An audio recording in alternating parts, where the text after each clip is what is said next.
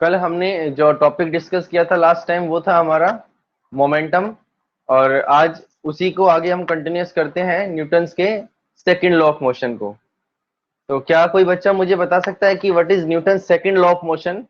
खुशी, ID number 951। खुशी, आवाज आ रही बेटा आप सभी को?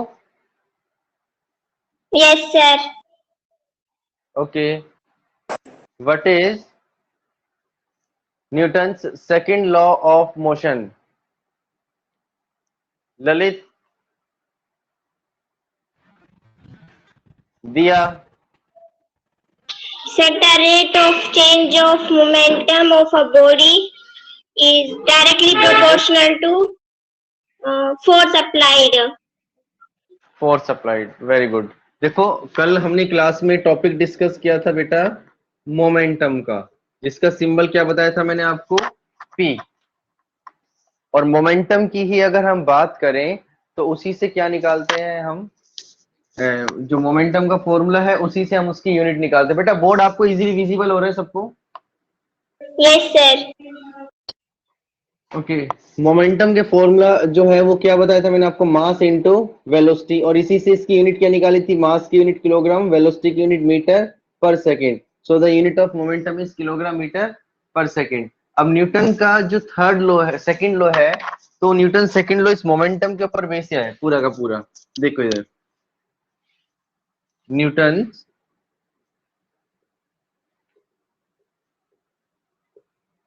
second law of motion. According to Newton's second law of motion, the rate of change of momentum is directly proportional to applied force. Means कि एक ऑब्जेक्ट के मोमेंटम में कितना चेंज हो रहा है वो डिपेंड किस पे करता है? कि हम उसके ऊपर कितना फोर्स लगा रहे हैं। जैसे एक बॉडी दे रखी है हमारे को यहाँ पर, जिसका मास दे रखा है m, और वो कितनी वेलोसिटी से चल रही है? यहाँ पर u वेलोसिटी के साथ चल रही है। ठीक है, जैसे इस बॉडी के ऊपर F फोर्स लगाया गया तो ये बॉडी यहाँ पर पहुंची, और इसकी वेलोसिटी u से क्या पहुंच गई?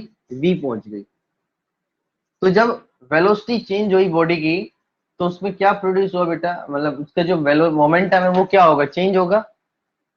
when we change the velocity of the body then its momentum will also change। तो उसका मोमेंटम भी क्या हो जाएगा? चेंज हो जाएगा। और वो मोमेंटम चेंज किसकी वजह से हो रहा है? जब हम उस पर फोर्स अप्लाई कर रहे हैं। जैसे ही हमने उस बॉडी पर फोर्स अप्लाई किया, we can see that there is a change in the momentum of that body. और वो कितना है? जितना फोर्स अप्लाई करोगे उतना मोमेंटम होगा। देखो मैंने एक एग्जांपल इसमें बताता हूँ आपको। जैसे ही मार्कर है, अगर मैं इसको धीरे से फेंकता हूँ तो ये पास में गिर जाएगा। ठीक है, पास में गिरने का मतलब क्या है? ये किसी ना किसी वेलोसिटी के साथ गिरेगा, क्योंकि इसका कुछ ना कुछ मास है, तो इसमें मोमेंटम प्रोड्यूस हुआ।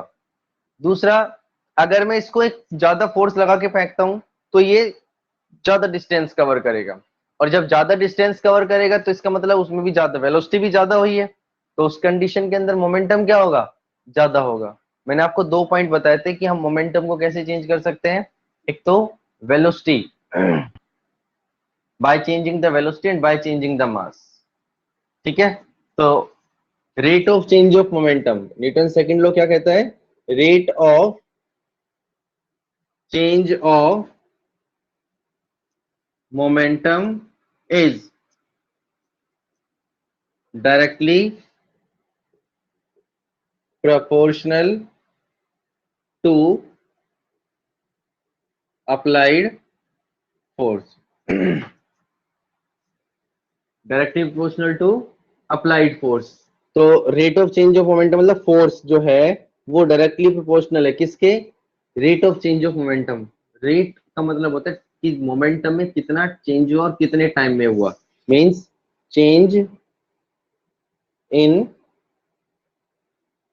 मोमेंटम अपॉन में टाइम टेकन, कि कितना टाइम लगा। तो देखो बेटा, चेंज इन मोमेंटम कैसे निकालेंगे? फाइनल वेलोसिटी से फाइनल मोमेंटम, इनिशियल वेलोसिटी से इनिशियल मोमेंटम। तो चेंज इन मोमेंटम क्या हो जाएगा? Final momentum minus initial momentum. Upon में time. F is proportional to, final momentum क्या है हमारे पास, mv, इनिशियल क्या है mu अपॉन में t। कई बार इसको ऐसे भी लिख सकते हैं, इसको सिंबॉलिक फॉर्म में लिखें तो f is proportional to delta p upon में t।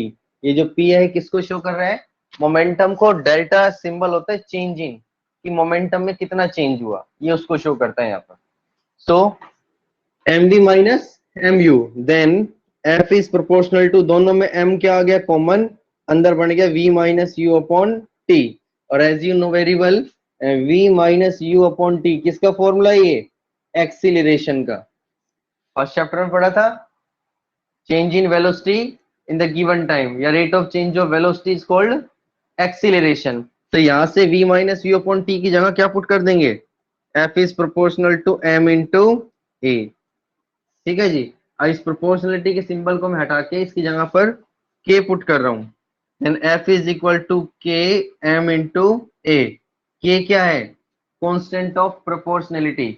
इस प्रोपोर्शनलिटी को हटाया, इसकी जगह पर इस कांस्टेंट को लगा दिया। If we put the value of k is equal to 1, then force is equal to mass into acceleration. ये किसका फॉर्मूला निकल के आया हमारे पास, mass into acceleration that is equal to force. तो अगर आपसे क्वेश्चन पूछ लिया जाए which law of Newton give the formula of force, कि न्यूटन का कौन सा लॉ हमें फोर्स का फॉर्मूला देता है, तो बेटा न्यूटन का सेकंड लॉ जो है it gives the formula of the force. And what is the formula, mass into acceleration. ये पॉइंट समझ में आया सभी को, यस सर। Yes, sir. कोई डाउट इसमें किसी बच्चे को बेटा? No, sir. No sir. Okay अब देखो मैं इसी को ही कंटिन्यूस कर रहा हूं आगे। न्यूटन का जो सेकंड लॉ है, इससे हमारे पास फॉर्मूला निकल के आया F is equal to m into a, mass into acceleration. ठीक है, अब इसी से इसकी यूनिट बनाते हैं कि क्या होगी। देखो पुट करो इसके अंदर, फोर्स मास किसके इक्वल होता है, मास की यूनिट क्या होती है किलोग्राम, एक्सीलरेशन की यूनिट क्या होती है मीटर पर सेकंड स्क्वायर। तो हम क्या लिख सकते हैं, किलोग्राम मीटर पर सेकंड स्क्वायर, किलोग्राम मीटर पर second square is the unit of force. और ये किलोग्राम मीटर पर सेकंड स्क्वायर किसके इक्वल होता है बेटा, न्यूटन के equal. So the SI unit of force is Newton. Force की जो ऐसा यूनिट है वो क्या होगी हमारे पास, न्यूटन होगी। अब इसी से हम डिफाइन करते हैं 1 न्यूटन। तो 1 न्यूटन में हर जगह 1 पुट कर दो, कि जब बॉडी का मास 1 किलोग्राम है और उसमें एक्सीलरेशन कितना प्रोड्यूस हो रहा है 1 मीटर पर second square. A force is said to be 1 Newton if it apply या it exert on a body of mass 1 kilogram and produces an acceleration of 1 meter per second square। कि जब हम एक force किसी body पर apply करते हैं जिसका मास हमें 1 किलोग्राम गिवन है और उस बॉडी में एक्सीलरेशन कितना प्रोड्यूस हो रहा है 1 मीटर पर सेकंड स्क्वायर का, तो जो उस पर फोर्स लगेगा वो किसके इक्वल हो जाएगा बेटा, न्यूटन, 1 न्यूटन के इक्वल। ये ऐसा यूनिट है। और जो फोर्स की सीजीएस यूनिट होती है वो क्या होती है, दैट इज डाइन। डाइन किसके इक्वल है, यहाँ पर किलोग्राम की जगह क्या पुट कर देते हैं ग्राम, दैट इज 1000 ग्राम। और 1 मीटर की जगह पर 100 सेंटीमीटर पर सेकंड स्क्वायर। तो ये कितना बन गया 10⁵ ग्राम सेंटीमीटर पर सेकंड स्क्वायर। ये जो ग्राम सेंटीमीटर पर सेकंड स्क्वायर दे रखा है ये किसके इक्वल होता है 10⁵, ये इसके इक्वल होता है डाइन के। और ये कितना होता है 1 newton is equal to 10⁵ dyne. ये एमसीक्यूज बन सकता है, इसका ध्यान रखना बेटा कि 1 न्यूटन फोर्स किसके इक्वल होता है 10⁵ डाइन के इक्वल। ठीक है, तो ये इसकी यूनिट थी। फोर्स की एक यूनिट किलोग्राम फोर्स भी होती है। अब आते हैं इस रिलेशनशिप के बेस पर, force is equal to mass into acceleration. यहां से अगर मैं एक्सीलरेशन की फॉर्मूला निकालू तो क्या बढ़ जाएगा F अपॉन में m, ये m अपॉन में आ गया। तो एक्सीलरेशन किसके इक्वल हो गया बेटा, फोर्स अपॉन मास। अब इससे क्या कंक्लूजन हो रहा है कि जो एक्सेलरेशन है वो डायरेक्टली प्रोपोर्शनल टू है फोर्स, और जो एक्सेलरेशन है वो इनवर्सली प्रोपोर्शनल टू किसके है, मास के। By using this formula we can say that acceleration is directly proportional to the force and inversely proportional to the mass। मतलब कि अगर फोर्स ज्यादा होगा तो एक्सेलरेशन भी ज्यादा होगा, फोर्स कम होगा तो एक्सेलरेशन भी क्या होगा, कम होगा। मास के केस में if an object have large मास, अगर ऑब्जेक्ट का मास ज्यादा है तो उसमें एक्सेलरेशन कम प्रोड्यूस होगा, ऑब्जेक्ट का मास कम है तो उसमें एक्सेलरेशन ज्यादा प्रोड्यूस होगा। आपको एक छोटा सा पत्थर फेंकने के लिए बोला जाए और एक आपको बड़ी ईंट फेंकने के लिए बोली जाए, तो आप बता सकते हो मेरे को कौन सी चीज दोनों में से स्पीड के साथ जाएगी ज्यादा देर तक, बोलो। सर छोटा सा पत्थर। सर छोटी वाली। जाएगा, वेरी गुड, क्योंकि उसका मास क्या है, कम।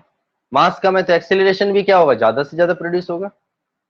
ठीक है। दूसरा, जो हैवी ऑब्जेक्ट है उसका मास ज्यादा है, जिसकी वजह से उसमें एक्सेलरेशन क्या होगा बेटा, कम प्रोड्यूस होगा।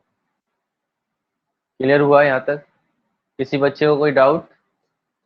No sir. No sir. Okay. No sir. इसके जो न्यूमेरिकल्स हैं वो कंप्लीट किसके ऊपर बेस होते हैं, इक्वेशंस ऑफ मोशन। जैसे हमें कई क्वेश्चंस के अंदर फोर्स की वैल्यू निकालनी होती है, तो जिसमें हमारे को फोर्स का फॉर्मूला पता है, मास इनटू एक्सेलरेशन होता है, बट उस क्वेश्चन में आपको डायरेक्ट एक्सेलरेशन गिवन नहीं होता। उसमें या तो हमें वेलोसिटी गिवन होती है, या ये बोल दिया जाता है कि ऑब्जेक्ट इनिशियली या स्टार्टिंग कर रहा है रेस्ट से, तो यू की वैल्यू क्या हो जाएगी, 0। ब्रेक लगाने पे रुक रहा है तो वी की वैल्यू क्या हो जाएगी, 0। तो उन क्वेश्चंस के अंदर हम इन तीनों equation v is equal to U plus A T, S is equal to में U T plus half A T square, और v square is equal to U square plus 2as, तीनों में से किसी भी इक्वेशन का यूज करके according to question किसकी वैल्यू निकालते हैं, एक्सीलरेशन की, और उसको कहां पुट कर देते हैं फिर, फोर्स के फॉर्मूले के। फोर्स कौन सी क्वांटिटी बताई थी मैंने कल आपको, अंशिका? फोर्स कौन सी क्वांटिटी बेटा, स्केलर क्वांटिटी है या वेक्टर क्वांटिटी है? अंशिका, अंशिका आवाज आ रही है आपको? सर मेरे नो, अंशिका।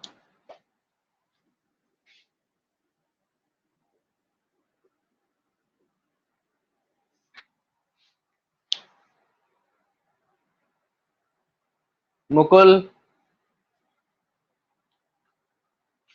मुकुल, ऋतिक यादव,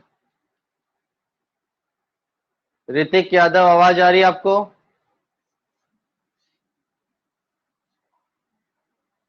ऋतिक आवाज आ रही बेटा? आपकी आवाज यहाँ पर नहीं आ रही है। Mukul,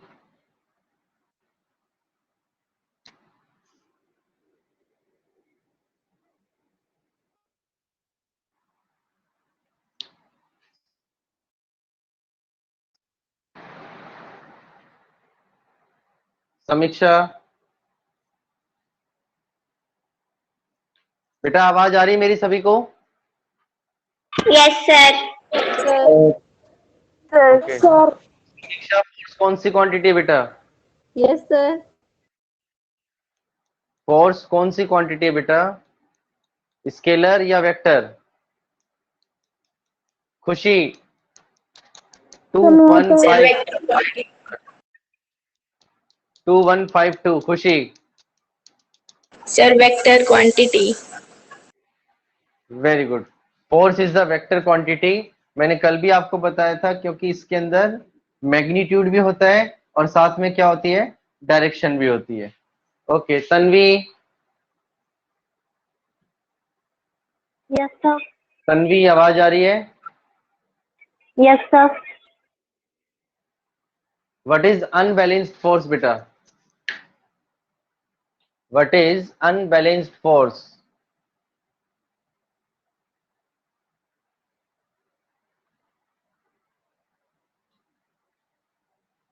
what is unbalanced force? कल ही करवाया बेटा ये।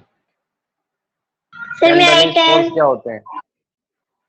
वेट, सर मेटल में आए। महक 1282, So Mehak, two, sir, sir, two forces acting yes, what is acting on an unbalanced force? object.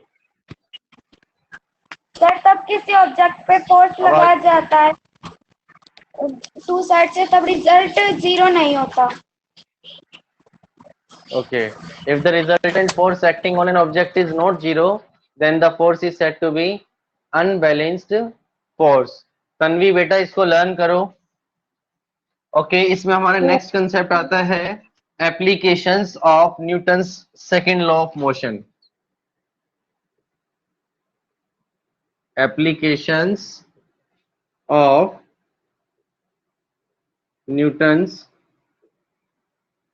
Second law of motion. Newton के सेकंड लॉ की कौन कौन सी एप्लीकेशन है?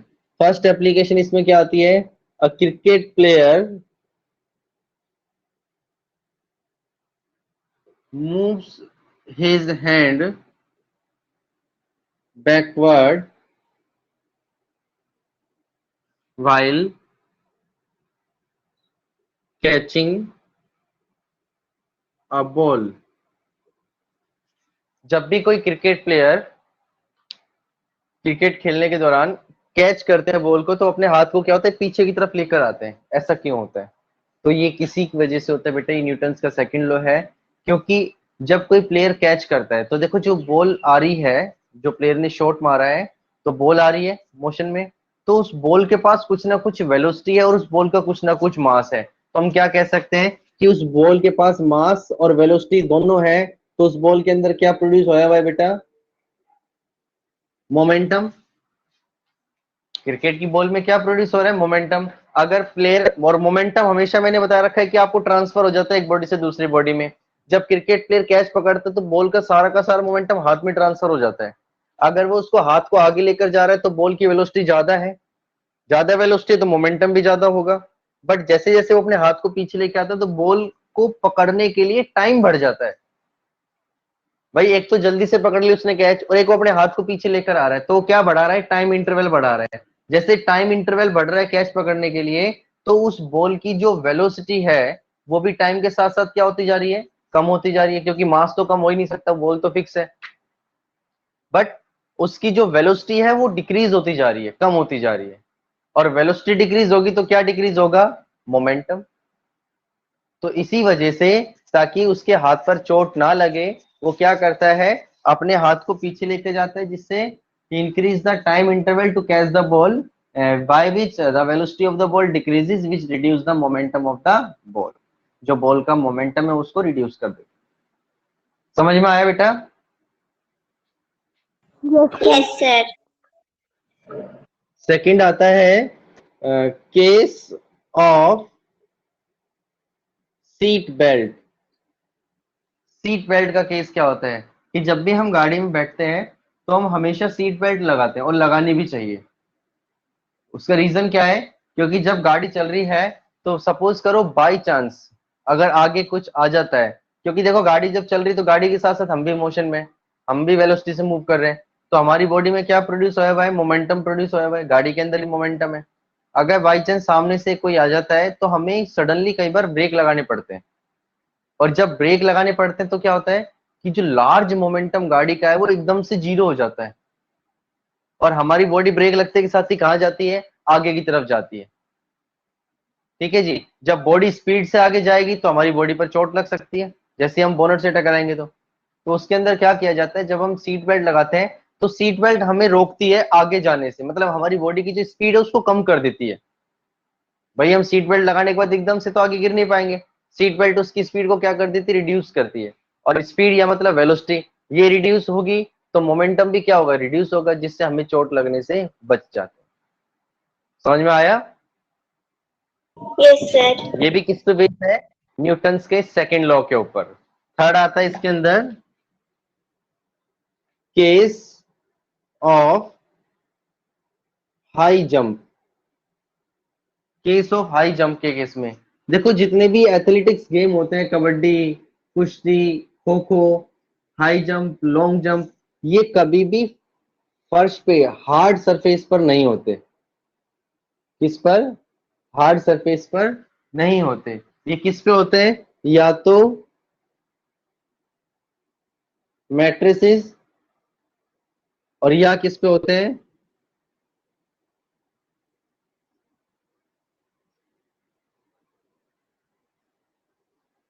सैंड,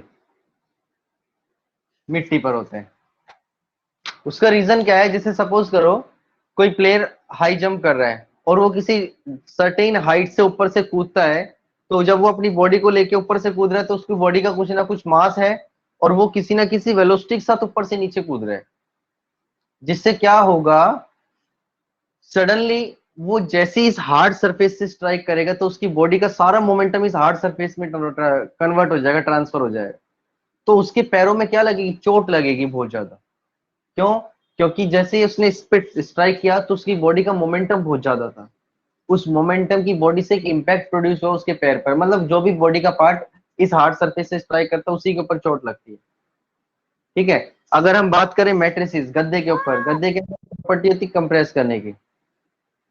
गद्दा कैसा हो जाता है? प्रेस हो जाता है जब उसके ऊपर कोई चीज गिरती है तो जैसे ही वो प्लेयर उस गद्दे पे गिरता है तो वो यहाँ तो नीचे तो है हार्ड सरफेस जिस पे गद्दा रख रखा है, तो वो डायरेक्ट हार्ड सरफेस पे स्ट्राइक नहीं करता, वो गद्दे के ऊपर स्ट्राइक करता है तो गद्दा प्रेस होता है, जिससे हार्ड सरफेस तक पहुंचने में क्या इंक्रीज हो गया? यहाँ पर टाइम इंटरवल इंक्रीज हो गया। और टाइम इंटरवल इंक्रीज होगा तो मोमेंटम भी क्या होगा? डिक्रीज होता चला जाएगा, क्योंकि वेलोसिटी डिक्रीज होगी। सेम केस सैंड का होता है, मिट्टी का, कि हार्ड सरफेस जो है, हार्ड सरफेस के नीचे यहाँ पर तो क्या है? ऊपर यहाँ हार्ड सरफेस है, इसके ऊपर मिट्टी डाल रखी है, तो मिट्टी में भी कंप्रेसिबिलिटी वाली पावर होती है कि जब मिट्टी के ऊपर कोई चीज कूदती है तो मिट्टी प्रेस हो जाती है, डायरेक्ट उस हार्ड सरफेस पर नहीं जा पाते हम। जिससे मेन कुल मिला के लास्ट में जो कंक्लूजन निकलता है वो क्या निकलता है? कि इन सब चीजों से हम टाइम बढ़ा रहे हैं, और वो टाइम किसको रिड्यूस कर रहा है? उस ऑब्जेक्ट की या उस बॉडी की वेलोसिटी को। और जब वेलोसिटी रिड्यूस हो गई तो बेटा जो मोमेंटम है वो क्या हो जाएगा? रिड्यूस हो जाएगा। समझ में आया सभी को? बोलो। Yes sir. Hello. Yes, sir. किसी बच्चे को कोई doubt? Yes, sir. I will No, repeat. sir. Doubt है बेटा किसी को? Yes, sir. No, Yes, sir. sir. No sir.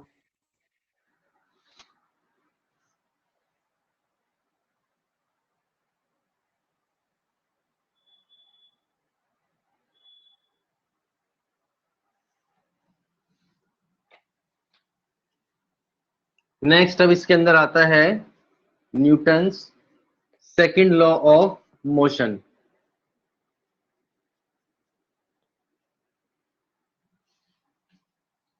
जिस भी बच्चे को अगर कोई भी डाउट हो तो वो अपनी प्रॉब्लम को पहले पूछा करो, ठीक है? आगे ऊपर मत छोड़ना उसको। Newton's third law of motion. Newton का थर्ड लॉ क्या होता है मोशन का? तो न्यूटन थर्ड लॉ पढ़ाने से पहले हम क्या करेंगे? दो तरह के फोर्स होते हैं, एक होता है एक्शन फोर्स, दूसरा होता है रिएक्शन फोर्स। अगर हम इसका एक एग्जांपल लें तो आपको जैसे ही किसी ने कोई बात बोली, मींस जैसे आपके पेरेंट्स ने आपको डांटा, तो उन्होंने तो क्या लगाया? आपके ऊपर एक एक्शन किया, और जब आपका मुंह, फेस जो है वो बिल्कुल डाउन हो जाता है, ठीक है, दैट इज द रिएक्शन। क्योंकि हर एक्शन के पीछे एक रिएक्शन होता है। आपको कोई भी बात पता चलती है तो हमारे फेस पे कुछ ना कुछ एक्सप्रेशन आते हैं, वो क्या शो कर रहे हैं? वो उसकी रिएक्शन को शो कर रहे हैं।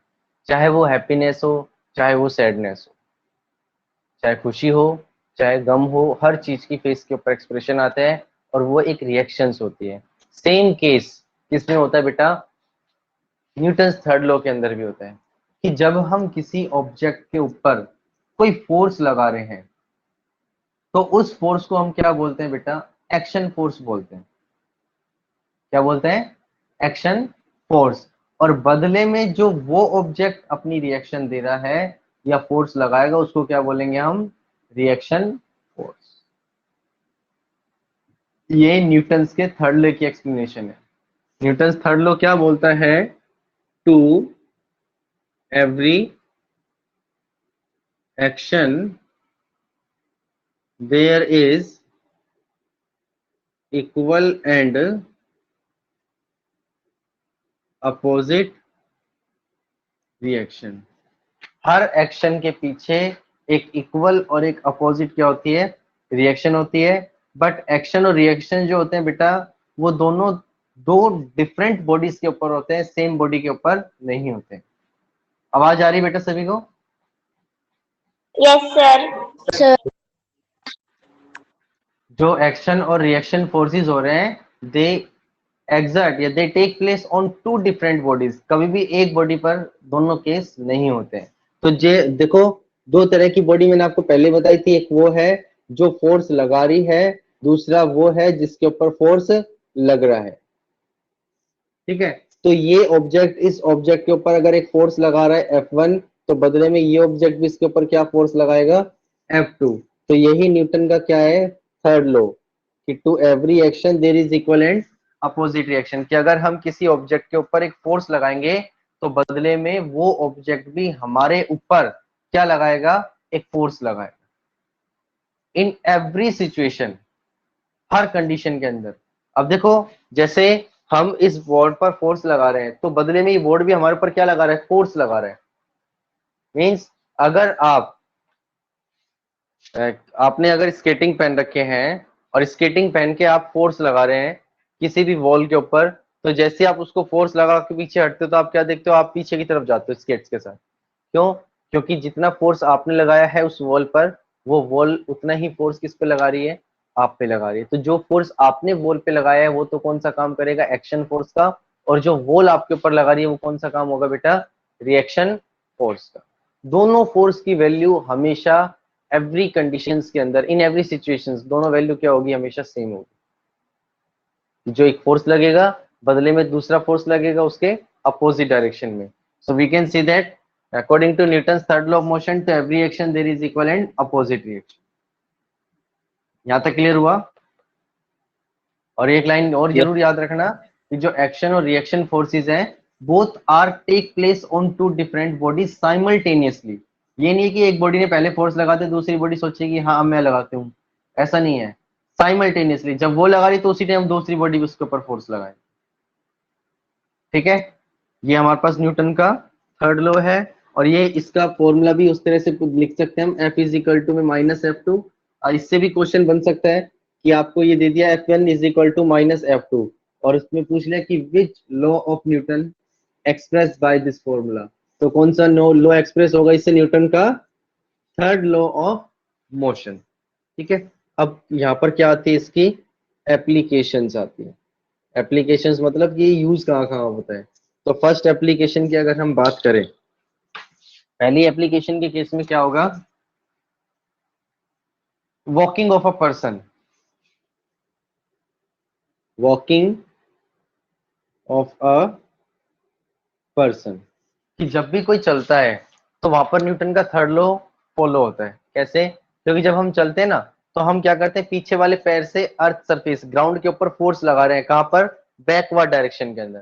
क्योंकि हमारे पैर ऐसे पीछे की तरफ जाते हैं तो बैकवर्ड डायरेक्शन में ग्राउंड सरफेस के ऊपर क्या लग रहा है, फोर्स लग रहा है। बदले में हमारा जो दूसरा पैर है वो कहाँ जाता है, आगे की तरफ जाता है।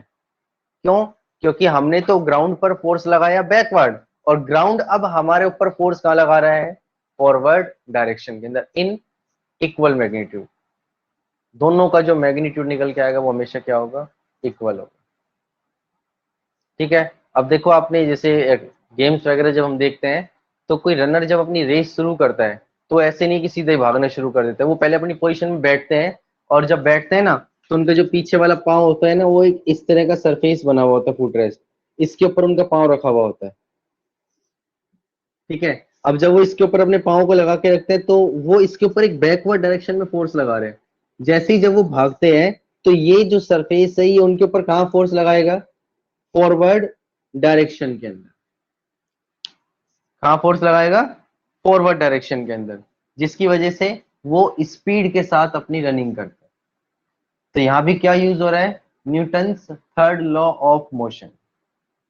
वो बैकवर्ड फोर्स लगा रहे हैं और वो कहाँ लगा रहे हैं, उनके ऊपर फॉरवर्ड डायरेक्शन के अंदर फोर्स लगा रहे हैं।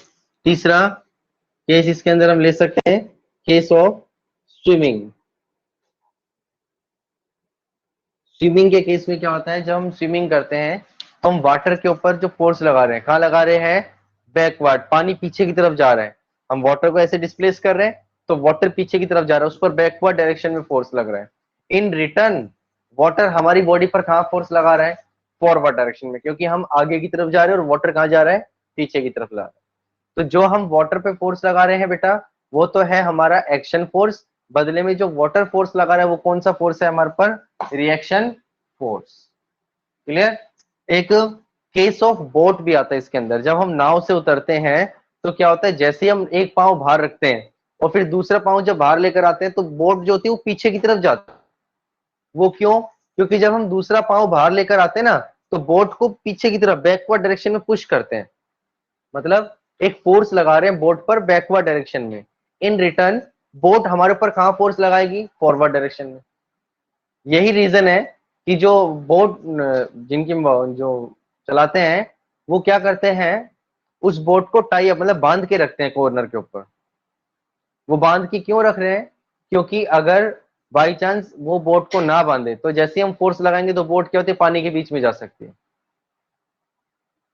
ठीक है जी। तो इसी वजह से यहाँ पर न्यूटन का कौन सा लॉ फॉलो होता है, थर्ड लॉ। इसके अंदर आता है case of hose pipe, case of hose pipe. Hose pipe क्या होता है, जो पाइप फायर ब्रिगेड वाले यूज करते हैं उसको हम होज पाइप बोलते हैं। इस तरह का पाइप होता है बहुत हाई प्रेशर के साथ, इसको होल्ड करके रखते हैं। तो होज पाइप में जब वो पानी, फायर ब्रिगेड वाले कहीं भी आग लग जाती है तो उसको जब बुझाने जाते हैं तो जैसे उस पानी से पाइप से पानी निकालते हैं तो बेटा ये जो पानी निकल रहा है ना बाहर, ये इतने हाई प्रेशर, इतने हाई फोर्स के साथ निकलता है कि वो इसको पकड़ के अगर ना रखे तो ये पाइप इधर उधर मूव कर सकता है। ठीक है जी। इसका मतलब क्या हुआ, जो मोटर चल रही है ये पाइप इस पानी के ऊपर कहाँ फोर्स लगा रहा है, फॉरवर्ड डायरेक्शन के अंदर, पानी फॉरवर्ड डायरेक्शन में जा रहा है, यहाँ फॉरवर्ड डायरेक्शन में फोर्स लग रहा है। ठीक है। और ये तो है एक्शन फोर्स। अब इन रिटर्न बदले में ये वाटर इस पाइप पर कहां फोर्स लगाएगा, बैकवर्ड डायरेक्शन के अंदर। कहां पर फोर्स लगाएगा, बैकवर्ड डायरेक्शन के अंदर, जिसकी वजह से उस फोर्स को टॉलरेट करने के लिए हम क्या करते हैं, इसको टाइटली पकड़ के रखते हैं। समरसिबल के अंदर ही देख लो आप, समरसिबल में जैसे हम कोई छोटा पाइप कनेक्ट करते हैं और मोटर ऑन करते हैं तो जैसे ही उसमें से स्पीड से पानी बाहर निकलता है तो क्या होगा, अगर पानी जो बाहर निकल रहा है उसका प्रेशर मेंटेन है तो पानी आराम से आता रहेगा। अगर कहीं भी किसी भी जगह से पाइप दब जाता है तो क्या होता है, उस जो नल होती है उसमें से पाइप निकल जाता है बाहर, क्योंकि जो बैकवर्ड फोर्स लग रहा है वो ज्यादा हो गया और फॉरवर्ड फोर्स क्या हो जाता है, कम हो जाता है। और अगर पानी निकल रहा है इजिली तो देखो पाइप जो वो ऐसे वेविंग करता रहता है, लहरता रहता है। उसका रीजन क्या है, क्योंकि जो पानी बाहर निकल रहा है उस पर तो फॉरवर्ड फोर्स लग रहा है डायरेक्शन के अंदर, मतलब एक एक्शन फोर्स है, और रिटर्न के अंदर पानी उस पाइप पर क्या लगा रहा है, रिएक्शन फोर्स। क्लियर हुआ। केस ऑफ गन, इसको बोल सकते हैं रिकॉइल ऑफ गन।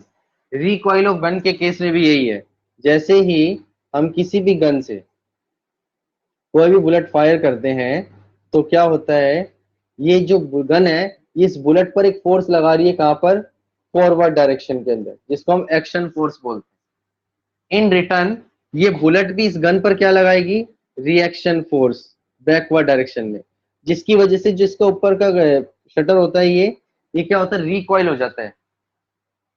मतलब एक झटका लगता है पीछे की तरफ, जब भी कोई गन चलाता है तो बुलेट आगे जा रही है, उतना फोर्स बुलेट के ऊपर किसने लगाया, गन ने।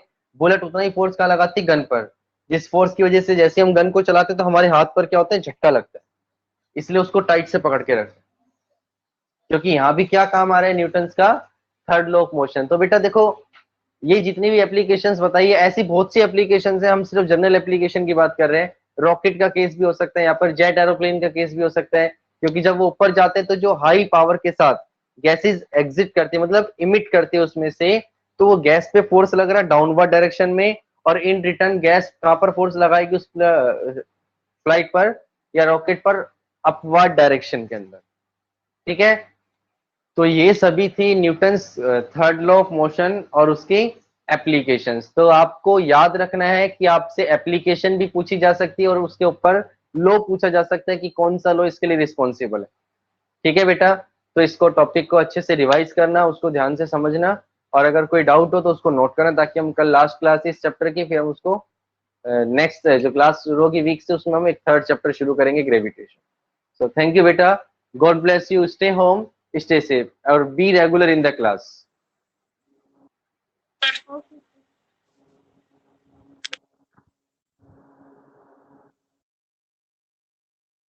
Bye, sir.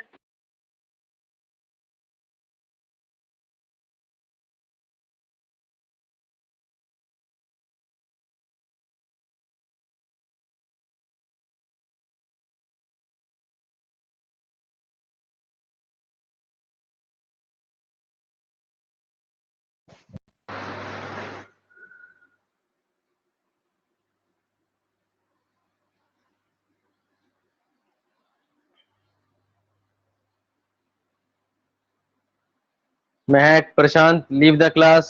जतिन, आकांक्षा, साहिल, प्रशांत,